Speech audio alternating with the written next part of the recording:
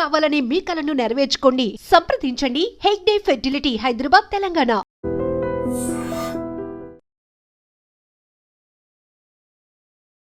Visakha PM Palem police station పరిధిలో ఒక నిండు గర్భిణి తన భర్త చేతిలోనే ప్రాణాలు పోగొట్టుకుంది.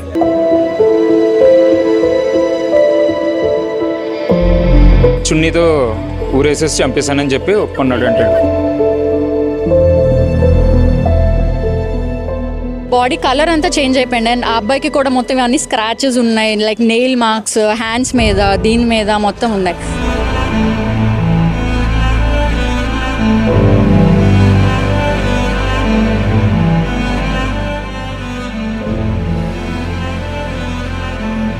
విశాఖ పిఎంపాలెం పోలీస్ స్టేషన్ పరిధిలో ఒక నిండు గర్భిణి తన భర్త చేతిలోనే ప్రాణాలు పోగొట్టుకుంది. ఈ ఘటన చాలా బాధాకరం. ప్రేమించాడు, పెళ్లి చేసుకున్నాడు, ఇప్పుడు ఆమె గర్భిణి. కొన్ని గంటల్లో తల్లి కాబోతోంది. ఆమె డెలివరీ కూడా అవ్వబోతోందని వైద్యులు కూడా చెప్పారు. ఇంతలోనే ఏం జరిగిందో తెలియదు కానీ పూర్తి స్థాయి విచారణ తర్వాత విస్తుపోయి నిజాలు బయటకు వచ్చాయి. ఎంత నమ్మించి మోసం చేశాడు, ఆఖరికి 2 ప్రాణాలు తీశాడు ఆ వ్యక్తి. అసలు వివరాలు ఏంటో అడిగి తెలుసుకుందాం. ఏసీపీ అప్పలరాజు గారు మనతో పాటు ఉన్నారు. సార్, ఏం జరిగింది సార్ పూర్తి ఇన్వెస్టిగేషన్లో వచ్చినటువంటి నిజాలు? ఈ చనిపోయిన అనూషకి ఈ జ్ఞానేశ్వర్ అనేవాడు లవ్ చేసి పెళ్లి చేసుకున్నారు 2022లో. పెళ్లి చేసుకున్న దగ్గర నుంచి ఒక 3 ప్రాంతాల్లో నివాసం ఏర్పాటు చేసుకుని మారారు. ఫైనల్గా మన 1 ఇయర్ నుంచి కూడా మన పిఎంపాలెం ఆర్టీసీ డిపో దగ్గర ప్రాంతంలో ఉంటున్నారు. ఉన్న తర్వాత ఈ అమ్మాయికి ఈ మధ్యకాలంలో ప్రెగ్నెన్సీ కూడా వచ్చింది.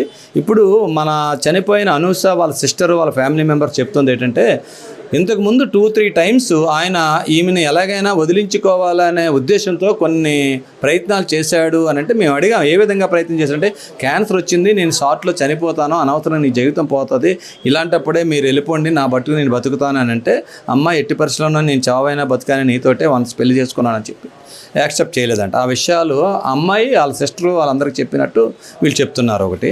రెండోది, తర్వాత ఒక 5 months బ్యాక్ ఇప్పుడు మా పేరెంట్స్ వాళ్ళకి తెలిస్తే చంపేస్తారు, ఇంకా నన్ను బతకనివ్వరు, నిన్ను బతకనివ్వరు, ఎందుకు మన జీవితం ఇలాగా, ఎందుకు మ్యూచువల్గా ఎవరి మట్టుకు వాళ్ళు వెళ్ళిపోదాము అన్నట్టు చెప్పాడంట. అప్పుడు కూడా ఈ అమ్మాయి వాళ్ళ విషయం వాళ్ళ పేరెంట్స్ వాళ్ళ ఫ్యామిలీ మెంబర్స్ చెప్పిన తర్వాత దానికి కూడా ఈ అమ్మాయి యాక్సెప్ట్ చేయలేదు. తర్వాత ఇలాగా ఫుల్గా ప్రెగ్నెన్సీ అడ్వాన్స్గా వచ్చింది 9th day. యాక్చువల్గా నిన్న 13వ తారీఖున రెయిన్బో హాస్పిటల్లో డాక్టర్ సుధా అనే ఆమె దగ్గర ట్రీట్మెంట్ అంట, టెస్టులు కూడా వెళ్తున్నారు, అడ్మిషన్ అవ్వాలి.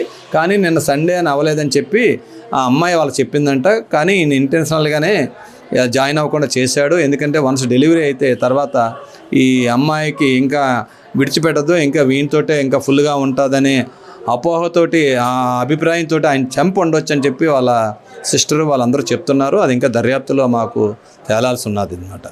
ఇదే క్రమంలో మొన్న ఒక 5 days బ్యాక్ కూడా ఫలూదా అని చెప్పి ఒక డ్రింక్ ఏదో అమ్మాయికి ఇచ్చాడంట ఇక్కడ షాప్ నుంచి. అమ్మాయి తీసుకుంటున్నప్పుడు అందులో ఒక ట్యాబ్లెట్ వచ్చిందని చెప్పి వాళ్ళ సిస్టర్ చెప్పింది. గని అంటే జ్ఞానేశ్వర్. గని అన్నాడు, షాప్ వాడిని వెళ్ళి పట్టుకుందాం, నిలదీద్దాం, ఎలాగొచ్చింది ట్యాబ్లెట్ అనుకొని అన్నాడు. కానీ అది అయితే ఏం చేశాడో ఆ విషయం మీద వీళ్ళు మరి అడగలేదు. ఆయన మాత్రం ఫుల్గా నమ్మింది అనూష అన్న అమ్మాయి. వీళ్ళు ఎన్నిసార్లు చెప్పినా ఆయన్ని సస్పెక్ట్ చేయడానికి భార్య ఒప్పుకుండేది కాదంట. మంచోడు, బాగా చూసుకుంటాడు అనుకునే చెప్పేదాడు. కానీ ఈ విధంగా చేయడం వల్ల ఇప్పుడు వాడు చెప్పిన మాటలన్నిటికీ, ఈ చర్యలకి ఇప్పుడు వాళ్ళకి అర్థమైంది, ఇలా చేశాడని చెప్పేసి వాళ్ళు బాధపడుతున్నారంట. సార్, ఉదయం ఎన్ని గంటలకి ఘటన జరిగింది? ఆ సమయంలో ఇంట్లో ఎవరు లేరా సార్? ఇప్పుడు ఈ ఘటన ఏంటంటే, నిన్న వాళ్ళ అమ్మమ్మ కూడా డెలివరీ కోసం హెల్ప్ కోసం అని వచ్చింది నిన్న ఉదయం 10 గంటలకి. వాళ్ళ అమ్మమ్మ కూడా రాత్రి ఆ ఇంట్లోనే ఉన్నది. వీళ్ళ బెడ్రూమ్లో వీళ్ళు ఉన్నారు. రాత్రి ఆ స్టేటస్ అది కూడా 11 తర్వాత కూడా పెట్టిందని చెప్తున్నారు. మాకు తెలిసినంత వరకు ఆఫ్టర్ 12 ఉదయం 5 మధ్యలో జరిగి ఉండడానికి అవకాశం ఉన్నదని చెప్పి మాకు అర్థమవుతుంది. ఇంకా ఆయన ఇంట్రాగేషన్లో ఇంకా అన్నీ అని చెప్పాలి. ఇంకా అదుపులో తీసుకున్నారు. మా పిఎంపాలెం సిఏ గారు వాళ్ళ టీం అందరం కూడా చేస్తున్నారు. చేసిన తర్వాత కొన్ని విషయాలు వారి నుంచి రాబట్టవలసింది. సార్, ప్రేమ పెళ్లి అంటున్నారు, ఎప్పుడు జరిగింది, ఎక్కడ జరిగింది? ఈ వదిలించుకునే భాగంలో మా తల్లిదండ్రులకు తెలియదు కాబట్టి మనం విడిపోదాం, ఇద్దరం సేఫ్గా ఉందాము అని కూడా ఒక సాకు చెప్పాడు అంటున్నారు. అసలు జ్ఞానేశ్వర్ వాళ్ళ ఇంట్లో ఎవరికి ఇతనికి పెళ్ళి అయినట్టు కానీ ఆమె గర్భవతి అయినట్టు తెలియదు. అది తెలియదని చెప్పేసి ఇప్పుడు వీళ్ళు చెప్తున్నారు. ఇంకా మేము ఎంక్వైరీ చేయలేదండి ఆ యాంగిల్లో. ఇప్పుడు అది ఎంక్వైరీ చేసి ఫర్దర్గా తెలుసుకొని ఆ యాంగిల్లో కూడా ఇన్వెస్టిగేషన్ చేస్తామండి. కానీ వీళ్ళ ప్రేమ పెళ్లి అనేది సింహాచలంలో 2022 డిసెంబర్ 10న చేసుకున్నారు. చెప్తున్నారు. అప్పటికి ఈ జ్ఞానేశ్వర తాలూకా రిలేటివ్స్ కానీ ఫ్యామిలీ మెంబర్స్ ఎవరు రాలేదు, ఫ్రెండ్స్ కొంతమంది వచ్చారని చెప్తున్నారు. ఈ అమ్మాయి తరపు వాళ్ళ సిస్టర్ హస్బెండ్ ఇంకా కొంతమంది ఫ్రెండ్స్ అటెండ్ అయ్యారని చెప్తున్నారు. జ్ఞానేశ్వర్ మీ ముందు ఏం ఒప్పుకున్నాడు సార్, ఏం జరిగింది? జ్ఞానేశ్వరరావు ఇంకా ఇంట్రాగేషన్ చేయలేదండి, చేస్తున్నా. ఆడు మామూలుగా మాట్లాడితే ఏంటంటే నాకు ఒక అమ్మాయి ఎవరితోటో క్లోజ్గా మూవ్ అవుతున్నావు, వాళ్ళతో ఫోన్లో మాట్లాడుతున్నావు, అనుమానంతో నన్ను అనుమానించి ఎప్పుడు నాతోటి గొడవ దిగేదండి. రాత్రి కూడా అలాగే గొడవ పెట్టింది. గొడవ పెడితే నేను తట్టుకోలేక అమ్మాయిని ఈ విధంగా త్రోటలు చేసి ఇలాగ చేతులతో పేక నులిమేశాను, చచ్చిపోయింది అని చెప్తున్నాడు. అది ఇంకా కన్ఫర్మ్ చేయవలసి ఉన్నది. సార్ కారణం ఏదైనా నిండు గర్భిణీ ప్రాణం అంటే ఇద్దరు ప్రాణాలు పోయాయని చెప్పొచ్చు, ఎందుకంటే మరికొన్ని గంటల్లో డెలివరీ కూడా జరగబోతోంది. ఏం చెప్తారు సార్ సొసైటీకి? ఈ మధ్య ప్రేమ, ఆస్తి తగాదాలు, వివాహేతర సంబంధాలు ఇవే ప్రధాన కారణాలు అవుతున్నాయి ఆత్మహత్యలకు కానీ హత్యలకు కానీ. ఏం చెప్తారు? ఇప్పుడు మనకు తెలుస్తుంది ఏంటంటే ఈ సొసైటీలో చూస్తున్న చిన్న చిన్న ఘటనలు అండి. ఇప్పుడు ఈ ఉదాహరణకి జ్ఞానేశ్వర్ ఉన్నాడు, అమ్మాయి అంటే ఇష్టం లేకపోతే వదిలివచ్చు, కానీ నిండు గర్భిణిని ఆ విధంగా ఆయనతోటి కలిసి ఇన్ని సంవత్సరాలు కాపురం చేసిన ఒక ఆడపిల్లని ఆ గర్భిణిని చూసి చలించిపోతారనమాట. ఆమె చూస్తే నిన్న ఫోటోలు కూడా స్టేటస్లో ఎంత బాగా పెట్టుకున్నదంటే ఆ 9th month ప్రెగ్నెంట్ ఆ అమ్మాయి అంత సంతోషపడింది, త్వరలో డెలివరీ అవుతాను, జన్మనిస్తాను, తల్లిని అవుతాను ఆనందంతో.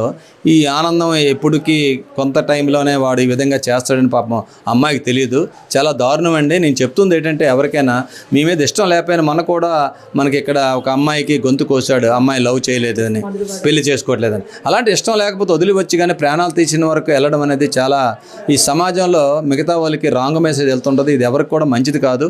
సమాజంలో ఉండే ప్రతి ఒక్కరు కూడా నిలదీయాలి. ఇలాంటి వాళ్ళని చాలా దారుణంగా మీరు సొసైటీ సోషల్ బాయ్కాట్ చేసేటట్టు చేస్తే కానీ చట్టాలు ఒక్కటే కాదు, సమాజం కూడా దీని మీద తిరుగుబాటు చేసి ఇలాంటి వాళ్ళకి స్థానం లేదు సమాజంలో అన్నట్టు కొన్ని చర్యలు చూపిస్తే ఎవరు ఇలాంటి చర్యలు పూనుకోరని చెప్పి మా డిపార్ట్మెంట్ నుంచి కూడా ప్రజలందరినీ, సొసైటీని కూడా కోరుకుంటున్నాను. ప్రస్తుతానికి జ్ఞానేశ్వర్పై ఎలాంటి సెక్షన్స్ జ్ఞానేశ్వర్ పైన అయితే హత్యానేరం మర్డర్ కేసు పెట్టామండి, అది దర్యాప్తు చేస్తున్నామండి. ఇంకే సెక్షన్లు అట్రాక్ట్ అయినా అన్నీ కూడా లీగల్గా కన్సల్ట్ చేసి ఆయన్ని ప్రాపర్ రిమాండ్తో కోర్టుకి తరలిస్తాం, అరెస్ట్ చేసి పంపిస్తాం.